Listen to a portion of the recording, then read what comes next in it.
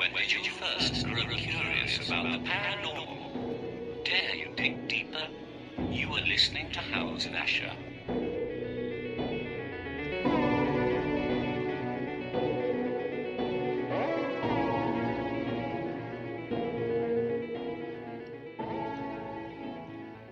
Hey everybody, welcome to the House of Asher.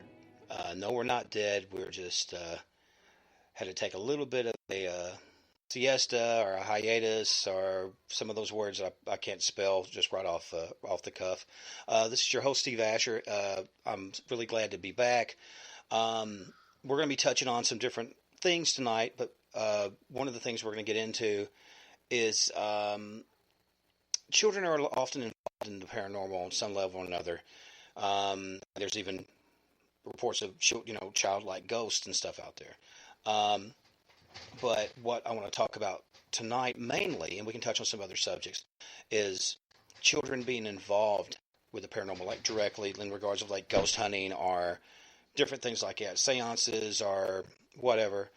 And it's just one of those where you end up finding it's very polarizing, and that's kind of what we're talking about tonight. Before my guest on, I probably should say you're listening to us possibly on YouTube. You may be listening to us on Spreaker, iHeart, iTunes, Spotify, all those different things. Also through Para UK Radio, which has been kind enough to get me across the globe. They're really great folks, and I'm forever in their debt. Do check out stevieasher.com. That's where you can find books and links to new shows and appearances, which are not happening much because, thank you, COVID, where everybody's sitting at home. But do go make sure to check that out. But I do want to welcome our guest today, Kirsten Klang. Welcome to the show, ma'am. Good evening, Steve. Thanks for having me on. Man, like I said, it's weird. It's like I almost forgot what your voice sounded like. And everybody has been so wrapped up with, I mean, in a way, it's a bittersweet thing. I'm kind of considered essential staff because I take care of special needs adults, but a lot of people are off work and are broke. And I think, didn't they say it's like close to 20 or 30% unemployment right now? Yeah, something like that. Yeah, everybody's sitting home, and Minnesota, where I'm at, is another one of the states that is decided to stay closed forever, basically. I don't see any sight towards the end. I don't see any light at the end of the tunnel here. And all of us are having to, the schools have all closed, and that's why I kind of thought this would be a good idea for a topic, because I got my kids. I have them all day long, every day. Right. It just seems to be on my mind right now. Well, something that's trippy that I've noticed about the whole thing is like our governor is Bashir, Andy Bashir, and he's not crappy about it, but he's pretty hardcore. Like you see a lot of these like Andy Bashir memes. It's doing whatever, and it says, "Well, y'all can't be doing that. Y'all have to stay this far, and you can't do this, you can't do that," and it's kind of a hall monitor kind of feel, but. I don't know, man. I mean, I know Trump's talking about maybe popping it back open here in a few weeks, and I don't know. I don't know if it's going to be like a backdraft. If people have been separated just enough, it's not spread, and then you let everybody come back together and it's worse or a stronger virus. I don't know, but I don't know. I mean, what are you guys doing to pass the time? I don't know, but my kids are driving me crazy. That's their hobby. They're enjoying this. They're having a great time. But right now, we're homeschooling, and obviously I did not go to school to be a teacher. I'm a much better paranormal researcher than I am a teacher. So I got two kids that don't want to do anything for me. So we're just struggling along and watching way too much TV.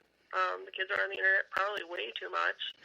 And we're surviving, but and we're actually still working a little bit. But it's really difficult because when you tote your kids along with you, you can't get much done. So here we are.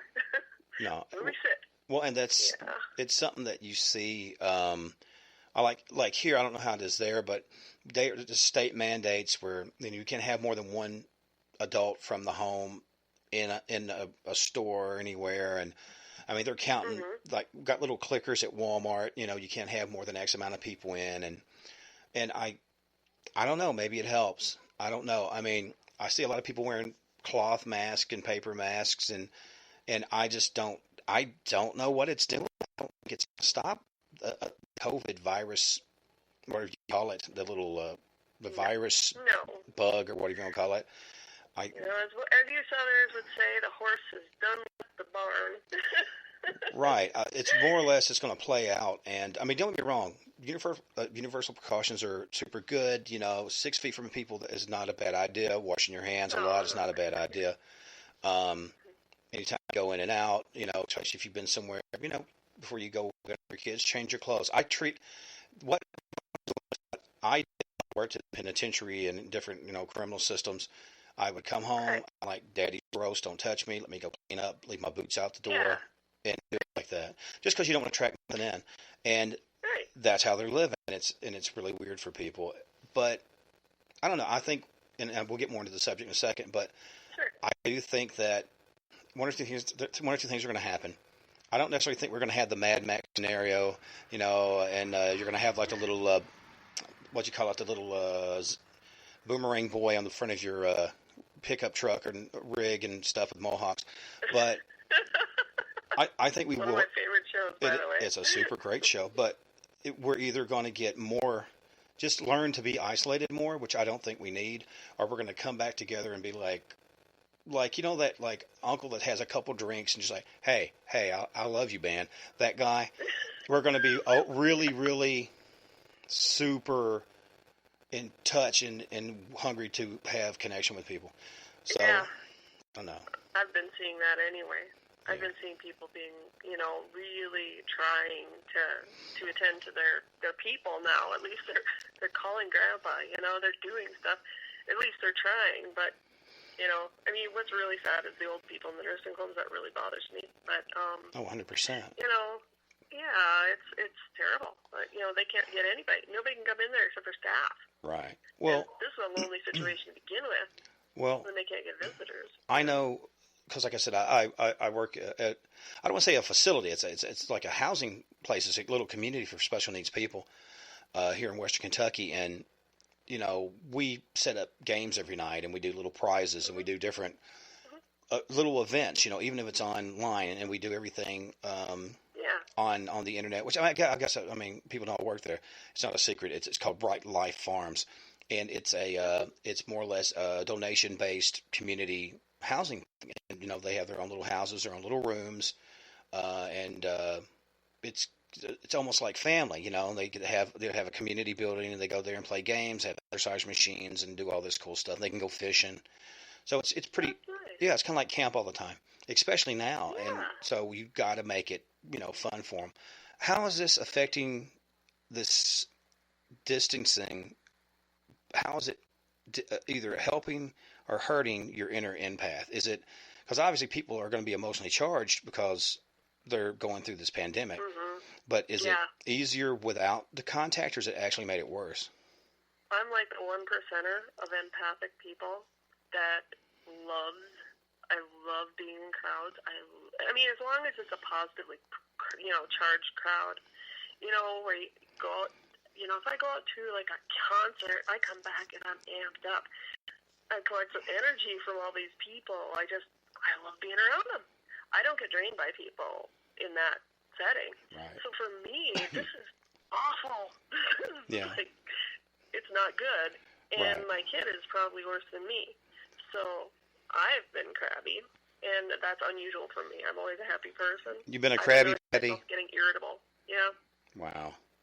Well, that's one of those things. I don't know. I think I like solitude until I have this much solitude, and then I'm just sitting there, talking to the cat about, what something. Then I'm just like, I don't talk to the cat about, just like, I just need a friend. But I definitely have seen a change in people. It's almost like a reset. It's like even me, at my new place, I have all, my herbs, my mint, my basil, my thyme and all that, and then I have different kind of aromatic plants out front, and I'm burning incense in the house and getting real chill. I'm not quite a hippie, but I'm leaning more toward it than I used to. But and wanting to plant little gardens and things, and like you take it back 35, 45 years before a lot of that, constant interaction, and especially in this area. Yeah, driving back and forth, and right. Jumping up and getting out of the house like how many times a day. I mean, it may not seem as normal to us after this, and I think that the connections we build between people are just so valuable, but I guess under the circumstances, there's not much we can do about it. So, I think we're probably going to be like, like people that haven't been fed for a long time after we get done with this, and we're all going to just start doing stuff, traveling, probably go crazy for a little while. Well, there's going to be a lot of stuff to do, too, a lot of stuff we can get done. It's just going to be mayhem. I don't know. Well, think about it, too, how much stuff you're going to be stripping off. I mean, just think about some of the arguments that was going on right before this popped. It just seems like so much of even political stuff, it's just sort of like it just doesn't matter. It doesn't matter at the end of the day, if your family's fed, if your family's clothed, there's, water and security in your home, and you're healthy and you're positive. That's number one. And well, that's the thing with me too is I'm one of those people that I kind of like to live for the day. I like life a lot.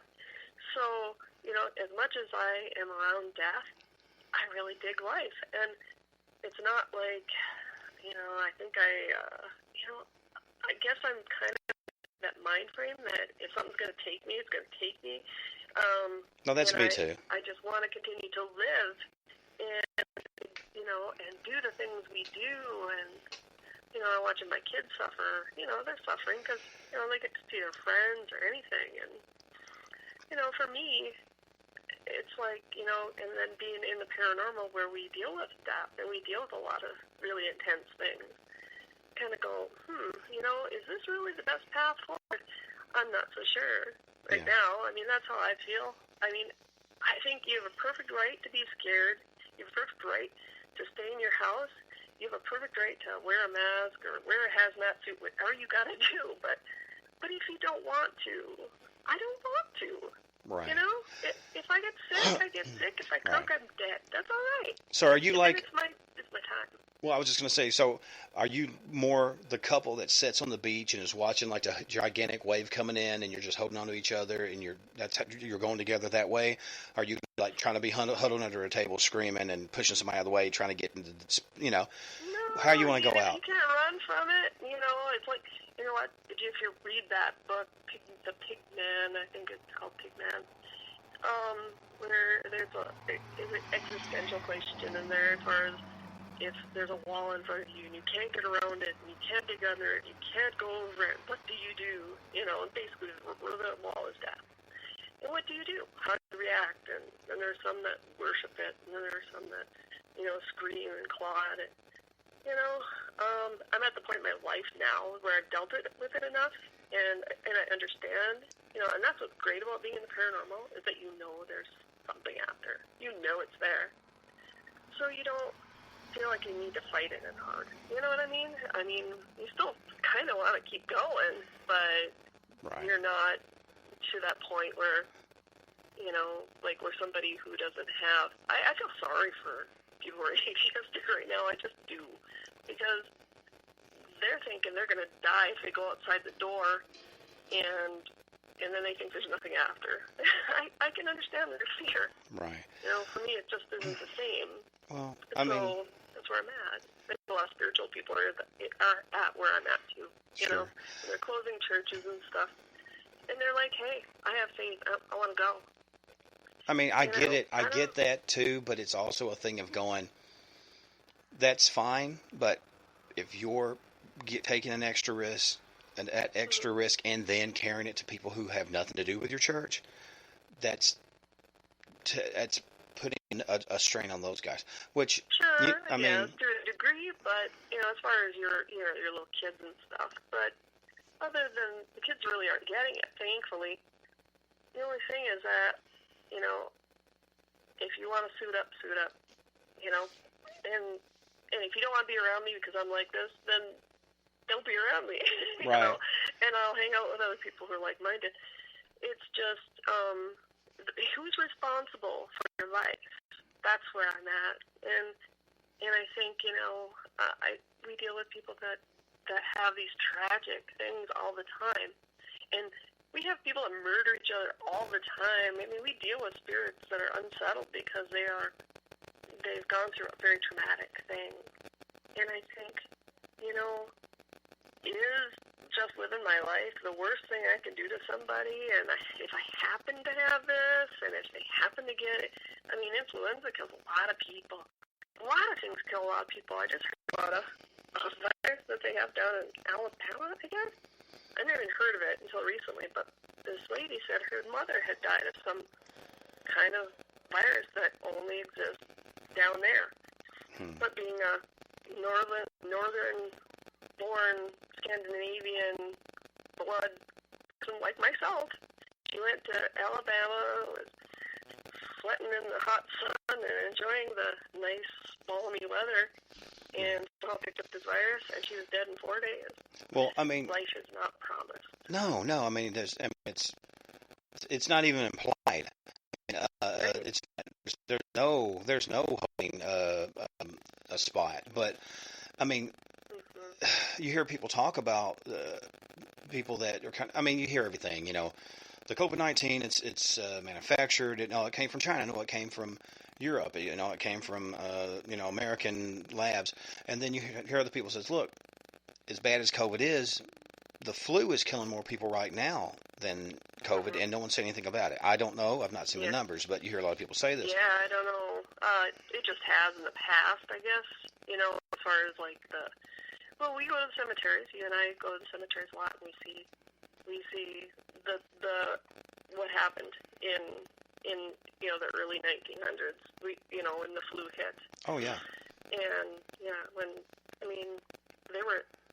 there's pretty much like there's a big swath of people in our cemeteries that are just dead from that. Yeah, and a lot of infants. It took so many people. Yeah, I mean there was nothing for it. I'm trying to think. Now, I mean, I knew there was influenza. I knew there was there was influenza. There was TB. There was the Spanish flu. There was just a whole gob of different little viruses and bacterium that creeped up. And like you said, the thing that I always noticed, I first took notice of it when I saw all the children graveyards, because it really affected children, I guess, the elderly. But speaking of kids, and there's my segue into the discussion. Yep. And I we're going to do a he said, she said kind of thing on it a little bit, but touch on it a little bit for the people who's not, maybe don't even think about it. You'd read an article, and they were kind of discussing their personal feelings on if children, and then again, when we talk children, I want to touch base with you after you open up about it a bit more on what their definition of a child is. But they're saying more or less, look, kids shouldn't be on ghost hunts. I don't know if they said anything beyond that, if they should research at all, if they should be at seances or anything like that, any sort of spiritualistic thing. But open up a little bit about that so people kind of know what we're even talking about. Well, actually, I just had a friend that the whole idea came from a friend of mine who actually had a lot of paranormal friends.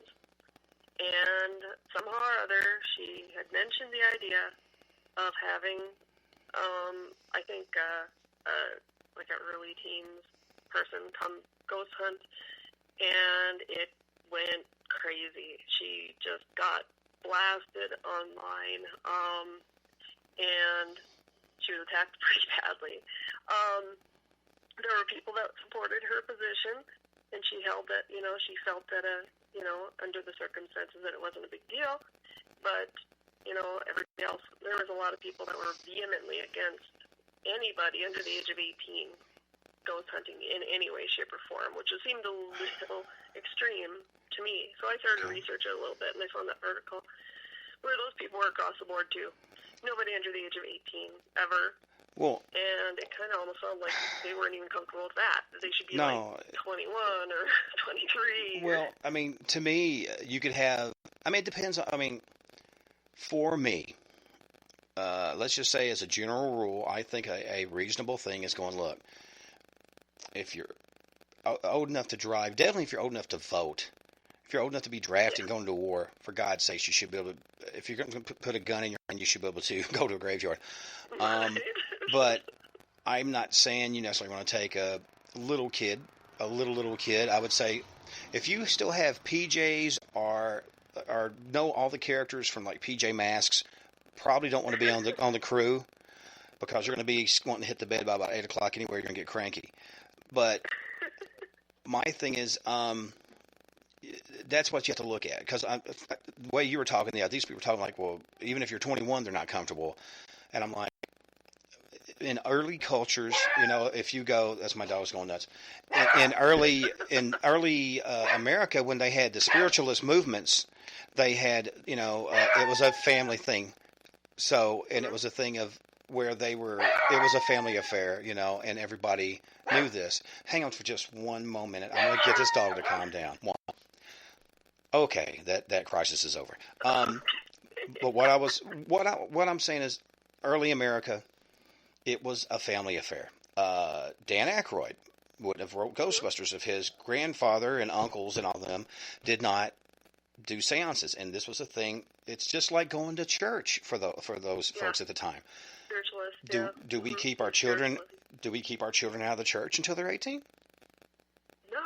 No. No. I guess there'd probably be some people would probably be on that bus too.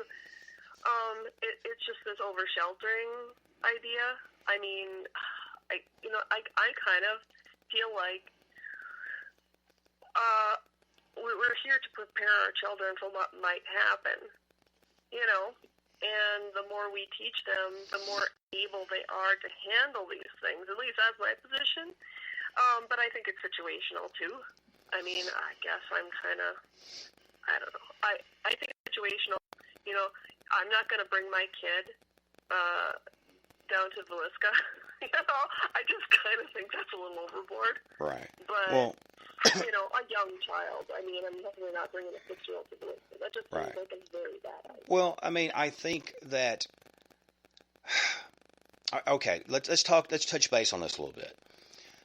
You've seen shows like the Psychic Kids show, and then I think it was Chip Coffey and them, and they'd have the kids and they'd be walking them through it, and I mean it's very manufactured. I don't know how much reality was there. I definitely think there's kids with gifts. I know there's grown-ups with gifts, and I know they develop those sometimes at a very early age. But I think if you have a kid, well, let me ask you this: if you have a kid that you think has a gift, do you say develop it? Or say, we'll wait until they're a little grasp what's your position on it? I'm a developer. Develop that all day long because I want that child to know that is accepted. A lot of people don't realize that I had, at one point, I don't have one right now, but a designated teen psychic at one point, and she passed away just a few years ago. Well, she was a repressed sensitive. So she was, her family did not tolerate her gift. They didn't deal with her gift. They pretended it wasn't there. If she said anything about it, she would get in trouble with her parents. It was painful to her, and I felt so bad for her that, I asked her what I could do to help her, and she says, I'm just fine. Just let me come into your Facebook page and let me read pictures and participate, and I'll read anybody, if you ask me to. So it was really cool. She got to finally use it at the very end of her life, but can you imagine how painful that would be for somebody who's like, say you're really good at math, and your parents are like, no, we hate math.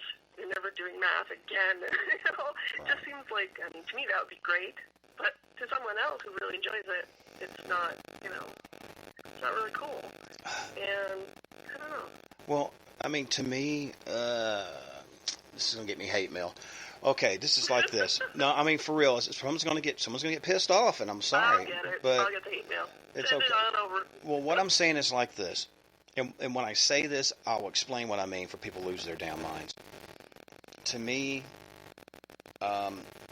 most people are born, like I always tell people, I was born creepy. I've always had an interest in oddball stuff, weird stuff. You know, like all little boys, I like dragons and frogs and little critters and stuff. But I always had interest in like paranormal stuff like that. So and it ended up becoming, that was just my thing. And so I ended up getting very comfortable in that life. So, but to me, it's not a thing like if you talk to someone who says, well, look, I'm pansexual, or I'm bisexual, or I'm this and that, or I identify as different people like furries, and all, you can go into all kinds of different cultures and all kinds of different subclasses of people. But they're like, I identify as this. I felt like I've always been like this. Why is it any different for the paranormal? Okay, why is it any different? Is it because of people's perceived what something is on the other side? Why are we so scared of death? Why are we so scared of having a connection with something? I mean, we believe in the afterlife. We believe in angels. We believe in devils. Most people, or some sort of form of end of days type situation, right? So why is this different? Really good. That's a really good point. And, you know, I think over years that we have become more and more desensitized. The media has taken over our ideas of everything. Our ideas of the spirit world, our ideas of of death itself. I mean, the whole process of death has been taken completely out of the hands back in the Victorian days, which you probably have seen all these pictures, whereas Victorian death pictures were a thing. They did that because they may not have had another picture of that person while they were living because they were very expensive. So they would take pictures of the dead people. And I was on a website, or I remember the website, or a Facebook page, it was a long time ago, but I haven't done it in a while. It was like, you go on this page and she'd put up two pictures and she'd be like, or she'd put a picture up and she goes, is that person dead or alive? Oh, yeah, I know what you're talking about. Well, that's the thing. In the South, I don't know if I ever told you this. I had the hell scared out of me. My dad, which we'd moved into the next town over in Dawson Springs. I was staying with my dad half the time because my mom and dad were divorced. I was, 9 or 10 maybe. First time I was staying with them there. We were cleaning the house out. Anyway, there was a mantle. So I'm moving this and that, and I slid my hand across it, and a little piece of little black square, I guess it was a Polaroid. I said, okay, and flipped it over, and it was a guy in a coffin. So I'm like, yeah, out of there. It scared the hell out of me. And so my dad's like, you got pictures of dead people. And he's like, what are you talking about? Because I had that Joe Dirt thing going on. Yeah, man, Joe Dirt looking dead people. And so anyway, it was this old guy, and it was in a tux, and, I just seen like a phantasm. I mean, he looked like the tall man. It was unnerving. So, tall man still scares me. I want no part of the tall man. You bond with my child, Remy, because you're both spooky people. And he's 6, so when I mentioned 6-year-old is Remy, well, I want to tell you that, I know that he's a spooky person, so I felt a need to really help to educate him into a more sensitive part of into part of the death and dying thing, because he is so spooky, and he digs all that stuff, and he digs zombies, and he digs all that I felt like I kind of wanted to soften him just a little bit about dead people. Right. So, now this will get me to hate mail because I did this. Alright, so it was, there's people in the field, you should bring your kid into a cemetery day. I mean, to me, that's like, that's respectful to your elders, to me. So it was later afternoon, and Remy and I decided to go to the cemetery because I wanted to show him the other side of the spooky, scary stuff. So we went and we visited graves of people we didn't know. And we would stop here and stop there and ask about and actually he asked about a lot of, well, I knew some people there, but he would ask about this person or that person, and I'd just read whatever I saw on the headstone, and he'd be like, well, how old is this person? And then I would tell them, and he'd be like, that person was just a little kid or whatever. And I said, yeah. And he goes, well, little kids die too. And I said, yeah, sometimes they do, honey, you know. And I felt like I needed to do that for him. And not just because of, you know, my paranormal investigation. You know, people say, oh, you're just ready in your head to take you to go to the list stop. It's like, no, I know what my kids' limits are, you know, and I think that's where it's at, is that knowing your child. Is your child one to freak out real easily? Is your child a fearful child? Is your child a little more confident? You know, maybe that's where it's at, is just, there's no broad-based rule. Maybe it's know your kid and be cool with it. Yeah. I don't know. What do you think? I dig graveyards. You know, I started to say, you know, there was a show back in the day. I think it was called The Young Ones, and it was like a British comedy. And there was a guy come in and asked this guy. I guess he had a shovel, and he says, "Oh, do you dig graves?" And the guy looked at him and said, "Yeah, they're all right." You know, it was one of those. It always struck me funny, but I've always enjoyed graveyards because of the historical quality of it, the way the stones are different, the artistry of the stones, and it was like genealogy. I like to go, oh, well, this is obviously a family. This is, you can see where the descendants are. I wondered what their family connections were. I wondered whatever, you know, how they lived, it's history. I don't see it as this thing. I think we have such a fear of death, and I'm like this. If you're a Christian or whatever religion you got, if you're, this sounds very Southern Baptist-y, if your testimony is strong, you're not going to be scared of much. If you truly, not because you're so awesome, but because you have faith in your God's going to protect you. Yeah. And not to make it a religious discussion, which, I mean, that's my thing. No, but it's your faith is strong, no matter what it is. You know, you're secure in yourself, and your faith, I think you're good no matter what it is. And teach your children. I mean, the thing is, I mentioned to a friend of mine, my mom really loved like those unsolved mystery shows, and she really loved those, you know, those almost like Inquirer type stories, and you know, Jack the Ripper stuff, and she, you know, I had an interest, so she would read some of the stuff, omit some of the stuff. But as I got older, I was like, this is a really interesting story. I remember my mom telling me this story, and I don't know, maybe, but she saw I had the interest, and maybe she thought it's better that I give him a bite of this than him run out into whatever. And I think it's the thing. It's just like Amish kids. Okay, send the Amish kids. I don't think they're listening to me on the internet.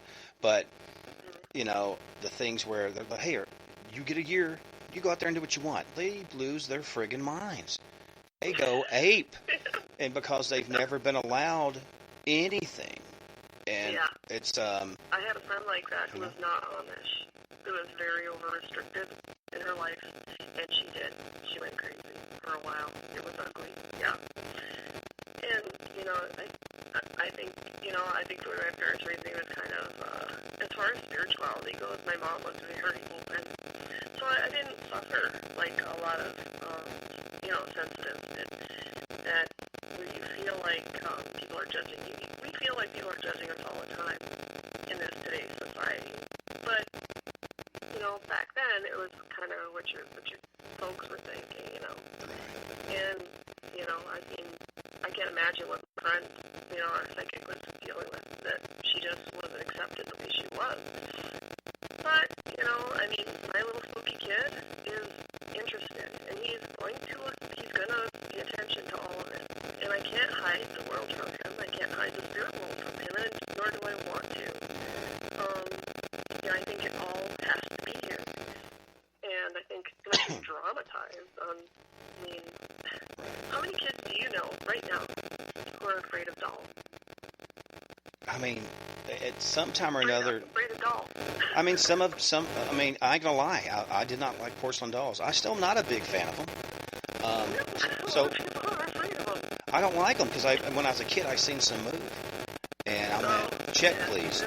That would do it. Yeah, no, help piss on that. I'm done with that. I don't like them. I do not like them. And I'm not saying, I mean, it's not like it's a clown. I'm not going to, like, cry in the corner like what's that guy on, the comedy show with all the friends. You know the one, it's got the guy named Murray on it, and Practical Jokers. You know, I'm not scared to death of cats, and I'm going to cower in a corner and wet my... But if you want to just set me in a room all night with a bunch of dolls, I'll sleep, but I'm not going to dig it. But, yeah, I mean, there's people who just don't like certain things because it gives them a weird vibe. If there's an object, and say from a yard sale, if I get it, I don't feel right, it goes out. I don't keep it. Well, and that's the sensitive in you. But how many kids or whatever younger people do you know they're afraid of clowns, straight up afraid of clowns? I mean, I'd probably say a few. A lot, right? Right. Why? Because of one... They're freaky as hell. Like a clown and murdered people. One dude did it, and now we're afraid of clowns. The media has us, you know... they have us, and they know exactly what to do to... Yeah. Well, they know how to turn a knife, I think what it does, though, we allow it to cripple ourselves. I don't know the team, whoever, and maybe they have a horror story. Maybe they have a thing where they had somebody on the team, and God forbid something bad happened, and something bad happened with a kid. If they have a legitimate thing going like, okay, this happened to me firsthand, this is why I'm like this. I'm like, okay, I understand your belief. I've never had that. Maybe if I did, I would feel like you did. But from where I'm standing, it sounds a little wonky. I'm like this. If I had my choices, because like I said, me and she's my ex now, but my wife at the time, we saw spiritualism differently. We saw the paranormal differently. To me, you know, paranormal and spirits and witchcraft and magic, I don't mean like something, dark, but just nature magic, that is as natural as breathing, and that's much older than our Judeo-Christian faith that most people have in this part of the world. It's timeless, it's ancient, before written, history, a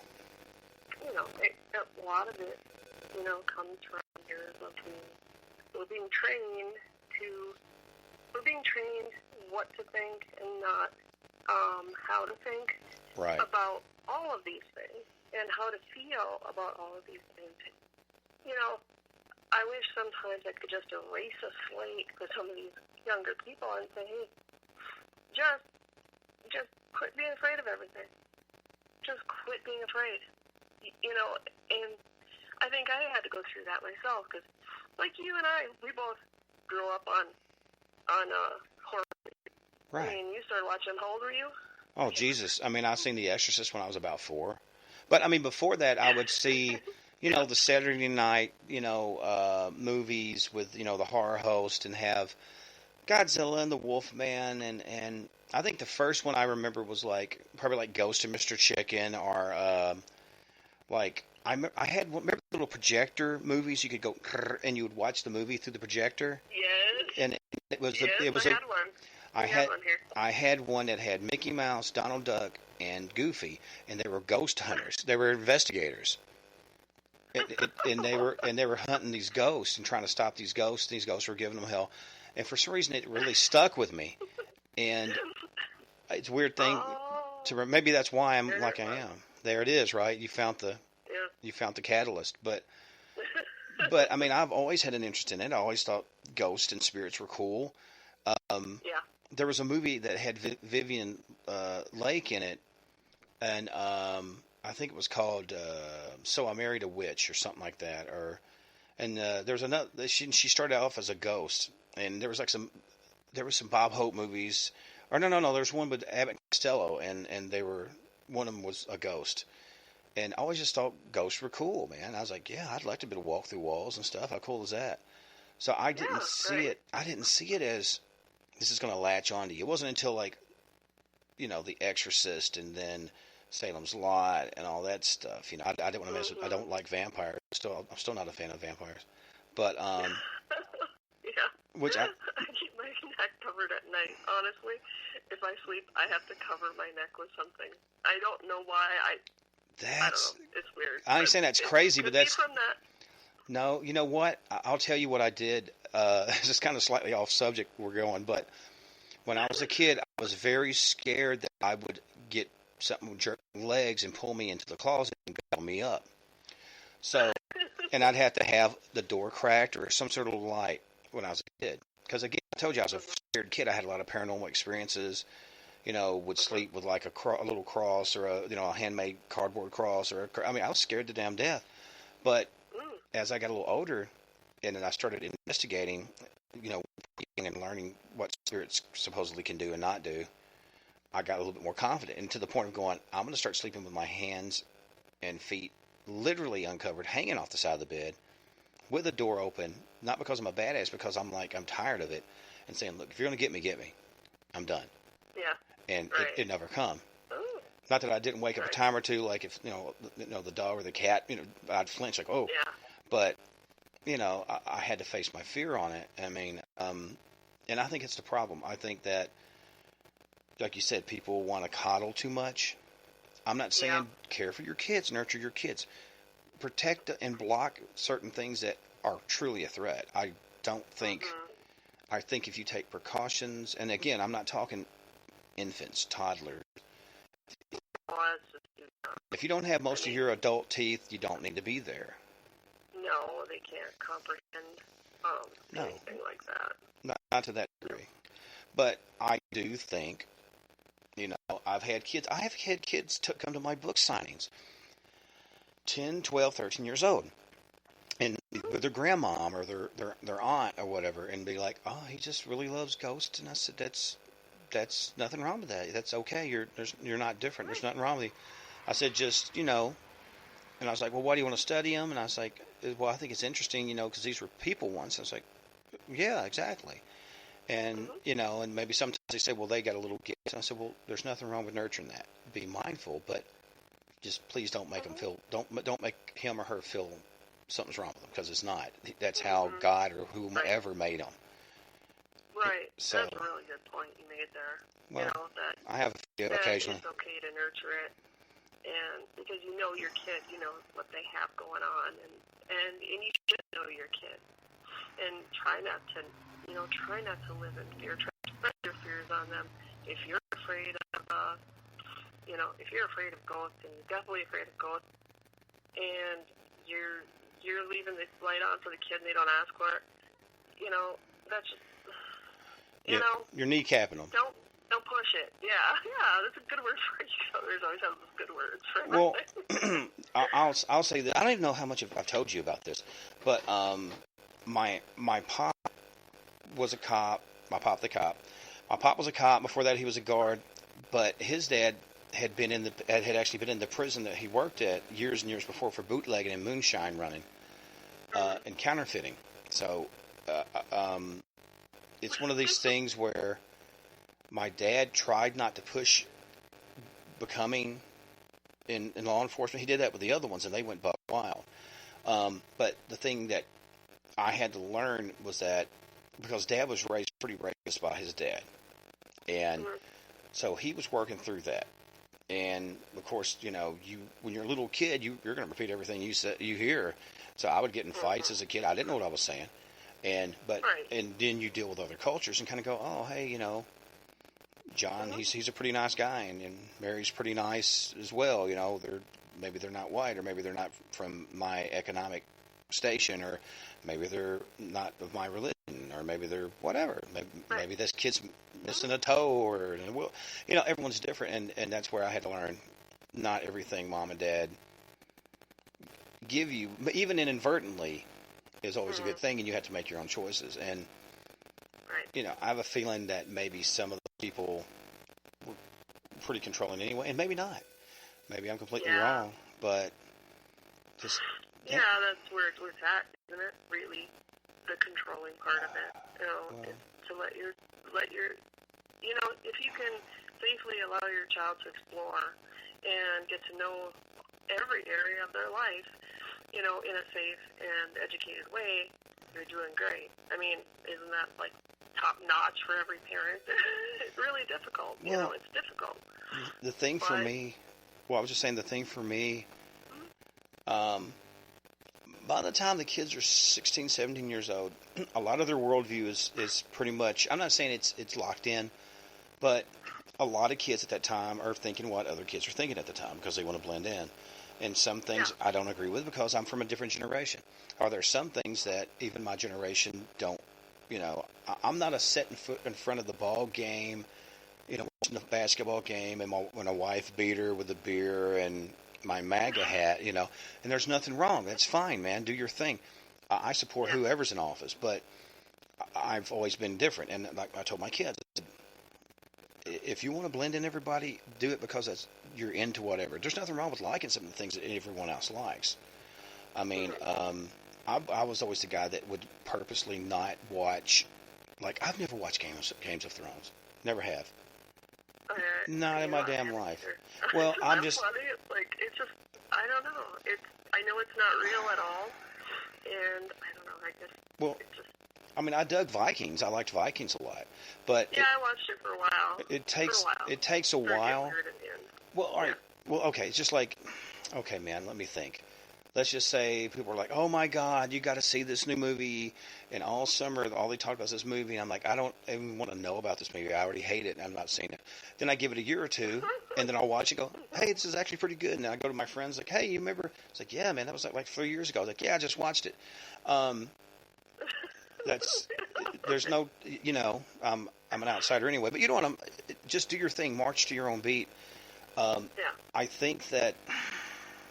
think now, because kids are so connected electronically, you're going to have a different kind of ghost, I don't want to say ghost hunter, and a different type of investigator. Even in the time that we started, just the use of electronics and research has changed. With them being able to do almost like instantaneous live, responses, from different types of voice recorders and all the different stuff, man. I mean, it's going to be so interactive, And I think if your kid has a maturity level that's, and you think their maturity level and you think they're okay to go. You think they are okay to go. And not just being selfish for your own, wanting somebody to go hunting with you, and you really think it out. But then I was talking, because I think it really comes down to it right now, because we have way too many people with nothing to do. And I was just talking to my old investigation partner from years ago, and I said, I got to get out ghost hunting. It's just getting warm up here. So I said, I'm dying to get out.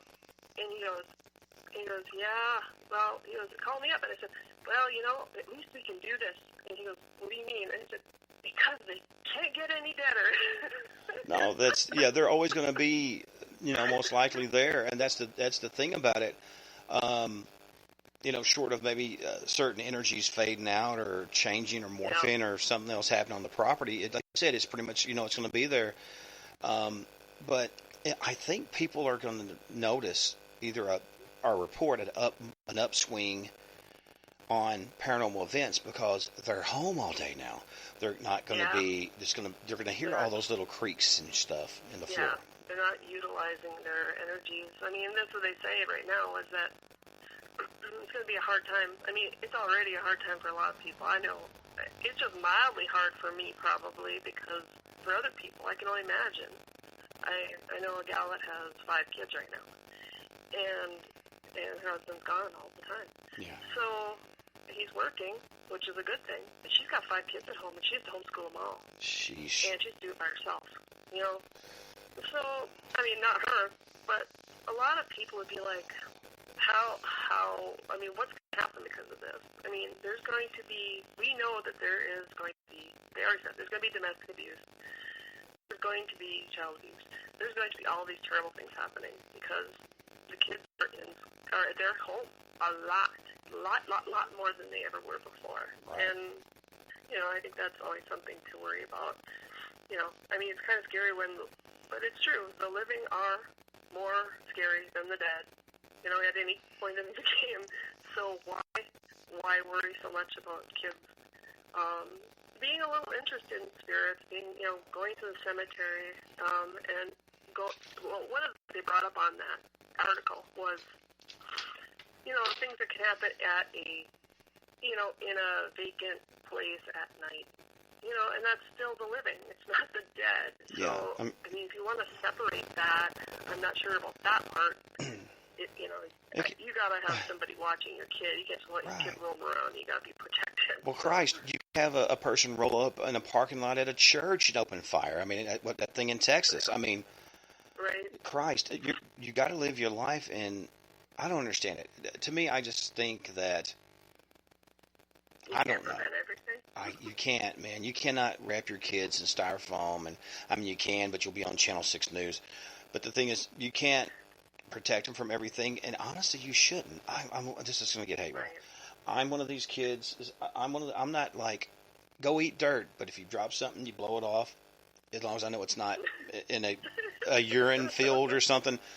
5-second rule. That's how kids get inoculated, right? They pick something up, you lick the binky, you hand it back to them.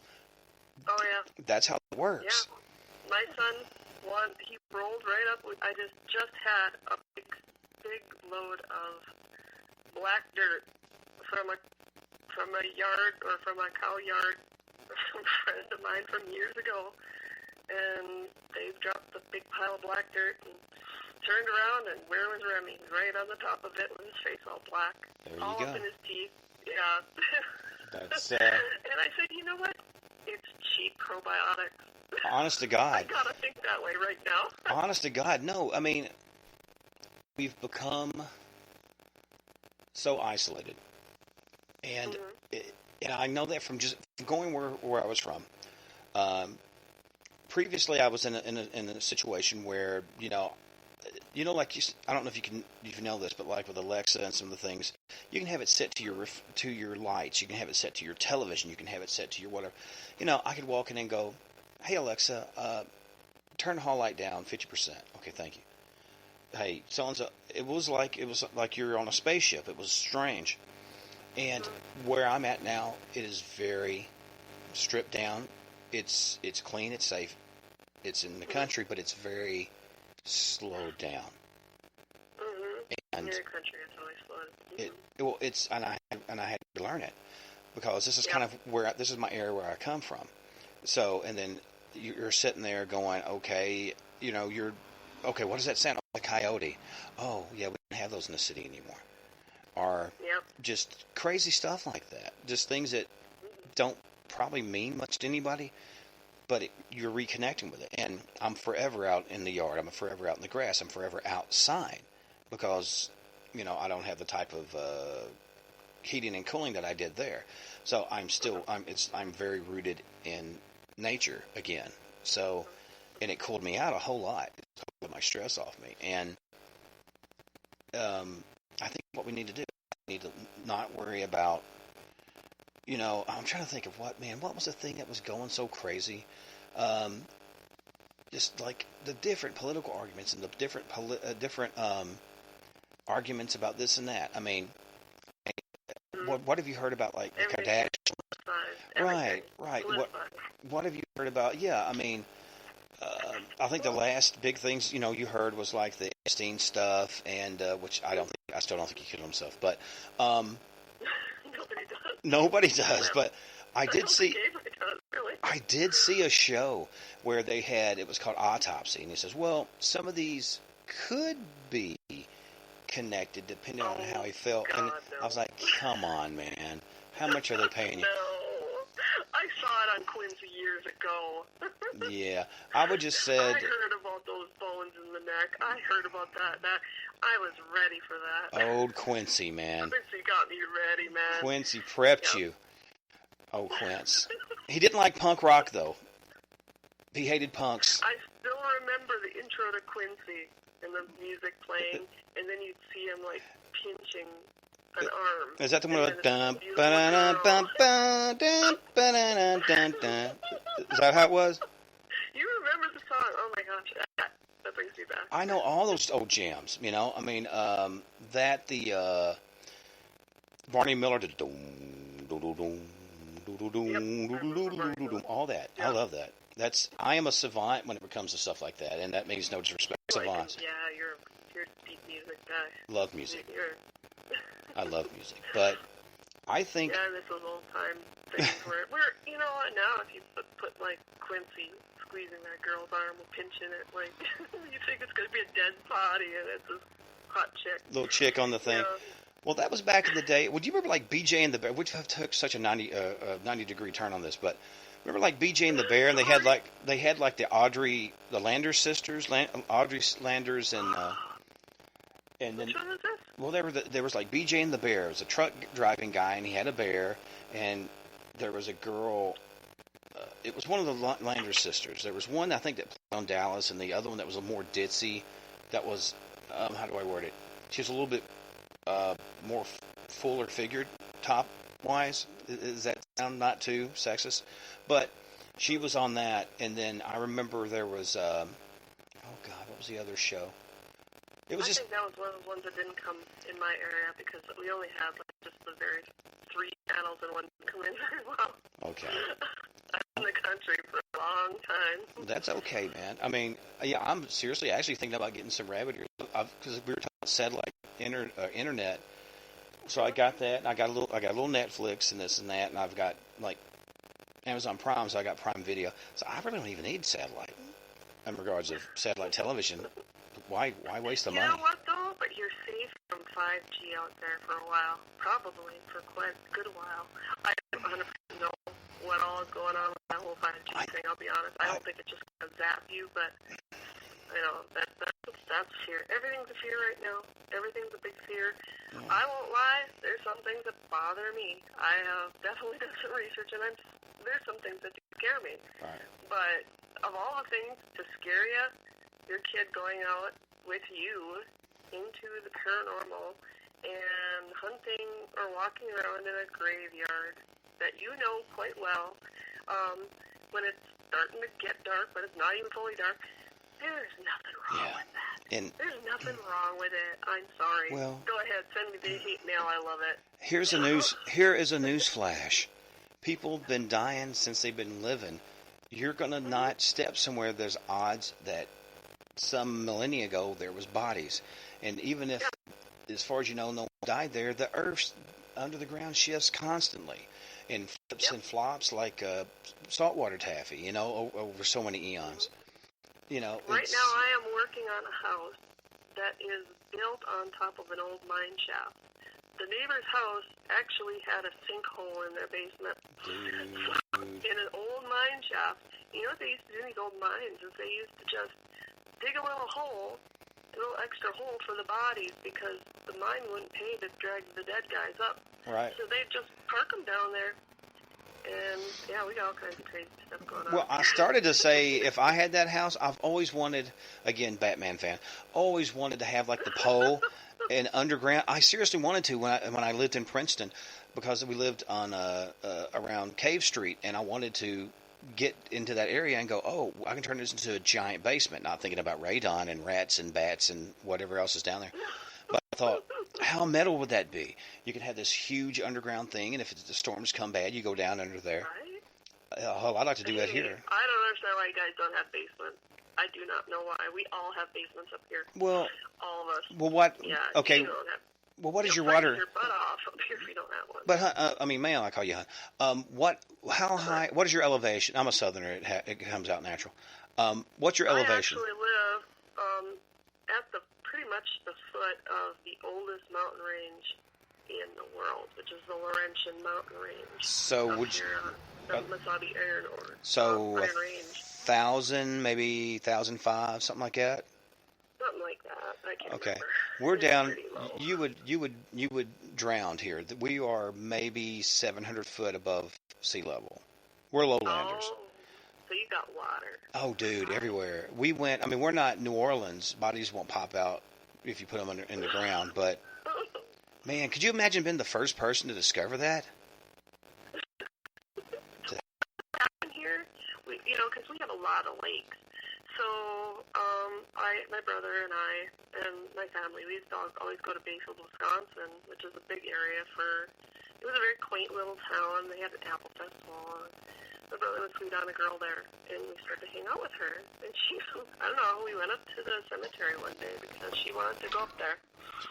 And she said that one time, because it was up on a hill, you know, I mean, we had to drive down a pretty steep, you know, because this is Lake Superior. I mean, this is many, many years ago. The whole town was underwater. So it was a pretty steep hill. And she said at one point they had a pretty heavy rain, and all the whole cemetery washed out, and there were like bodies going down their main street. Dude, it's like floating down the middle of the thing. Yeah. Oh my God. Yeah. Yeah. Why do I want to see that? What's wrong with me? Jesus. And you know what? They dealt with it. You know, that's the thing. That would have scarred us. I mean, Oh my God. can you imagine in social media times if that happened now? Grammy. Fathom it. You know? Oh my. But let me ask you this. Do they do a thing like, it's like they have apple bobbing, but then do they have like the casket soapbox car races, you know, in remembrance of when the bodies come down Maine? I would. How fun would that be? Do it. Not to my knowledge. Do it for Apple races Halloween. is not a part of the Apple Festival yet. That would be so good. I think it'd be a great idea. I think we should go for it. Get in touch with them. Tell them I will come to a show. I will cover that. I will MC that. Oh my God. It's so great. This has been a screwed up episode. But is there we kind of went off and all over the place. That's okay though. Is there anything you wanted to say before I wind it down? Maybe do a shout out to your team and or anything you got coming up?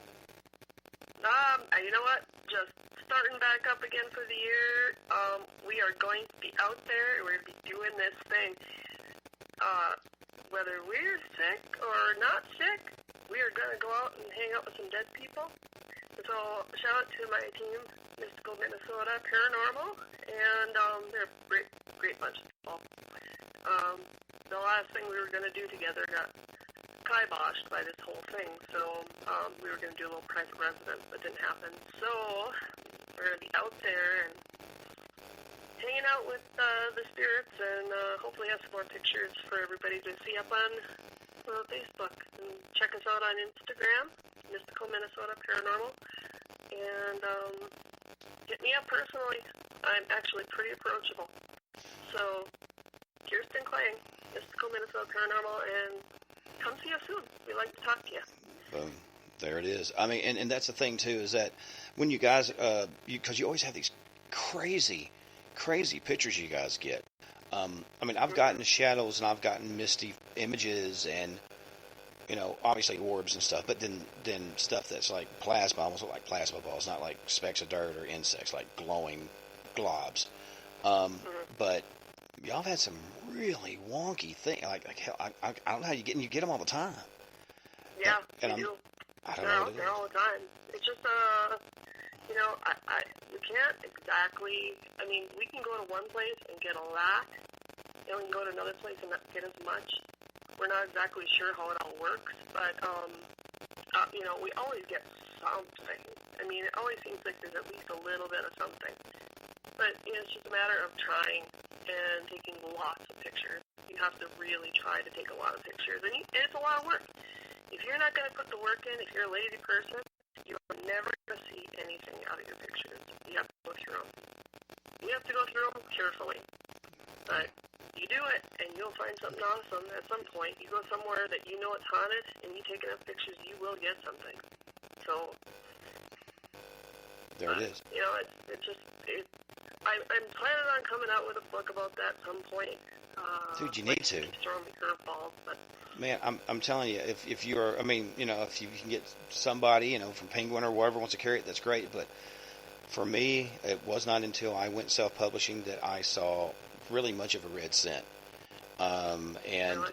Oh, yeah. I mean, it's just, especially smaller places, they're just not going to, they're not going to give you much of a deal. And I was so green going into it. I mean, I'm appreciative that they got me interested in it and kind of taught me the ropes a little bit. In regards of kind of what not to do, you know, because I've still got 2 books that's through my previous publisher, but all my other stuff is, you know, through me, which, you know, like, you know, the Western State book, is through them, but St. Vincent's, the Mud Flood one, the follow-up to the Penitentiary, and now the short stories that's coming out in about a month, and then the one that's going to be the Kentucky County's first of the double book will be coming out maybe in November or December. It just depends on how I feel about it. I just hate putting books out, and I can't do any damn, pardon my language, or any friggin' book signings because everything is shut down. Yeah. Yeah, You know. can't do anything. And, No. Everything just sits on hold. That's it. So I'm sure that, once the restrictions are your restrictions off? I didn't even ask you. I mean, are they coming off? I don't know, man. People have lost their damn minds here. People are so wonky. I really am really bummed out about Halloween, which I'm like, hey, go trick-or-treating, wear your mask, be a doctor, be a band, be a G.I. Joe Cobra guy. Oh my gosh, they're talking about Halloween. Oh my gosh. Oh, I was thinking to the end of June, and I'm gonna lose my mind. No, I'm hoping it's about Halloween. I mean, we don't have, especially out here, you don't have many people come. But I mean, you best believe I'm still going to decorate. I got to. It's my religion. Yeah. Halloween is what it's about for me. Halloween is my Christmas. It's not got nothing to do with being evil or whatever, because it was never evil to begin with. No, it never was. And if you sit and focus on evil all the time, you're going to find evil all the time. So you just think about happy things. If Halloween is happy for you, then good for you. It's wonderful. Yeah, good for everybody who loves it. We love it here too. Remy loves it. Right. Dalton, he's getting to that point where he's apathetic now. Well, so we're living vicariously through Remy now. Well, dig this. I mean, my evil is literally like Doctor Evil. It's that kitschy kind of evil, that Paul Lynde Halloween. Just just like Kiss and Maude is your guest. That kind of thing. I like it. I like kitschy 70s, 80s Halloweens. The good Halloweens. Remember the cool Halloweens? E.T. type Halloweens, and it wasn't trunk or treat, and everyone was the plastic costumes. No one could breathe. God forbid you went to something like a damn bonfire. Everybody would melt. Those costumes were the worst. All right, what one did you have before? They're so uncomfortable with masks. They're awful. I had they're thoughtfully made now. They put a little pad here and there to keep your face from looking up. I had one of the suits. I had Star Child, the Paul Stanley one, and then I had like a werewolf, like a plastic werewolf mask with a little rubber band around your head, and I got shoe polish and put it on my hands, and I tried to glue cotton to my wrist where it looked like I had hair coming out of my sleeves and stuff. I really tried. I mean, I was 8. What do you want?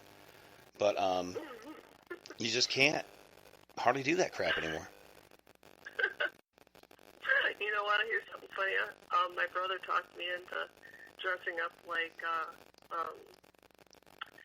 what was he called back then? Not one of the members of Kiss. I can't remember which one. Guitar player, drummer? I think it was Gene Simmons, I believe. Gene, the bass player. I was really young.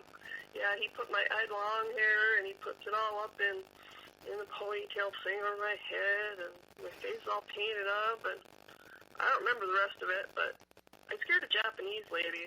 Oh, you know why? Do you know why you scared a Japanese lady? I'll tell you why you scared her. You know why you scared a Japanese woman? Imagine it's because that black and white face, because that was like one of those very scary things. Yeah, well, they did a lot of art. They took a lot from kabuki and geishas, and he did a lot of Oriental symbology with the dragon type boots and the bun on top of the head, like a warrior, like a samurai. She didn't. She probably didn't know what the hell was going on. And I was a little kid, too, so she was terrified.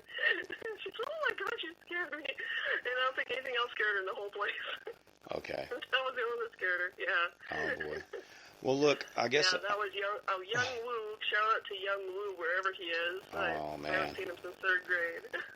The family moved. You scared the hell out of them. They had to go. What's that? So they probably had to get back on a plane and fly out of here. There's too many demons. It's the grudge up in here. I don't even know. I mean, we're so far up north, nobody moves here, so I'm not even 100% sure why we had a Japanese family living here, but I think it has something to do with mine, maybe technical, I don't know. still don't understand it, but he went to school with us for a while, and he was actually pretty cool. Well, that's awesome. Well, listen, and on that note, I'm going to wind it down. I appreciate you being on, Kirsten. And like I said, what I'm going to do is, as quick as I get this up, I will send you a link to it, and I do want to have you back on, definitely to hit up some of those pictures and see what other wacky stuff you've been into. But again, thank you. I love that. Awesome. So what I'm going to do is I'm going to do a quick outro, and I'll holler back at you in just a minute. Great. All right.